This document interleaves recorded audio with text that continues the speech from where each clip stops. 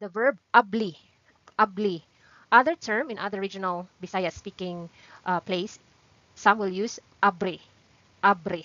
Abli or abre. What's common here in Cebu is abli. Okay. Ni abli. Okay, sorry. Abli means open. Okay. Abri or abli means open.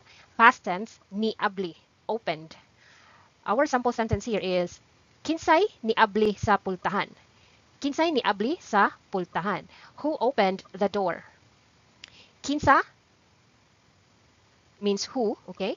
And we have the contracted Y here. The contracted Y here is actually a short form of the ang, okay? Ang.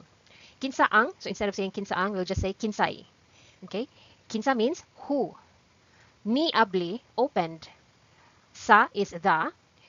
Pultahan, door. So the pultahan here is the beneficiary, okay, of the action abli, okay? Pultahan, door. So again, kinsay means kinsa ang.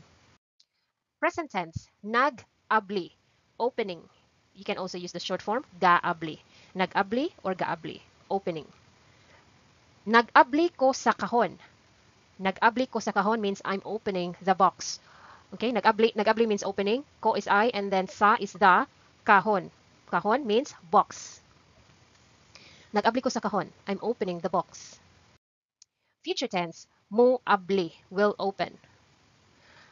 Kabalo ka mo abli ani? Kabalo ka mo abli ani? Do you know how to open this?